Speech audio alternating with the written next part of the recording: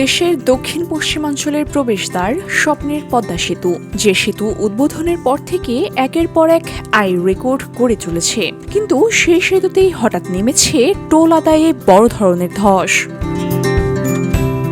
২০২৬ সালের মার্চ মাসে প্রতিদিন গড়ে ২৩,২৪৯টি যানবাহন সেতু অতিক্রম করলেও এপ্রিল মাসের প্রথম ১৫ দিনে সেই সংখ্যা কমে দাঁড়িয়েছে মাত্র ১৬,৩০৩-এ। অর্থাৎ খুব অল্প সময়ের ব্যবধানে যান চলাচল কমেছে প্রায় ৩০%। এর সরাসরি প্রভাব পড়েছে রাজস্ব আদায়ে। মার্চে যেখানে প্রতিদিন গড়ে প্রায় ২,৮৩,০০,০০০ টাকা টোল আদায় করা হতো, সেখানে এপ্রিলের প্রথমার্ধে তা নেমে এসেছে ২,২৬,০০,০০০ টাকার কিছু বেশি, অর্থাৎ প্রায় ২০% পতন। কিন্তু প্রশ্ন হলো, হঠাৎ কেন এত বড় পতন?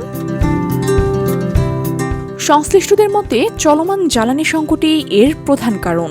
দেশের বিভিন্ন ফিলিং স্টেশনে তেল নিতে দেখা যাচ্ছে দীর্ঘ লাইন, কখনো কখনো ১ থেকে ২ কিলোমিটার পর্যন্ত বিস্তৃত। অনেক চালক জানিয়েছেন ৪ থেকে ৫ ঘন্টা অপেক্ষার পরও তেল না পেয়ে খালি হাতে ফিরতে হচ্ছে তাদের। ফলে ব্যক্তিগত গাড়ি ব্যবহারের সংখ্যা উল্লেখযোগ্যভাবে কমে গেছে।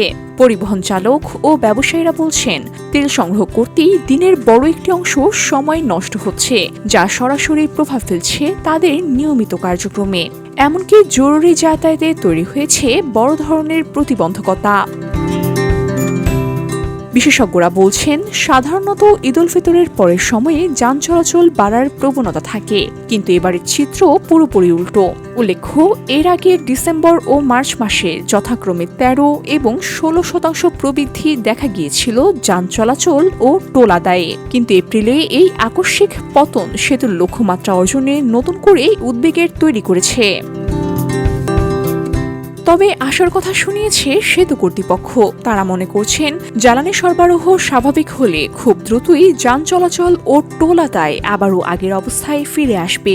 এখন দেখার বিষয়, সংকট কত দ্রুত কাটে আর দেশের অর্থনীতির এই গুরুত্বপূর্ণ ধমনী কত তাড়াতাড়ি ফিরে পায় তার পুরনো গতি।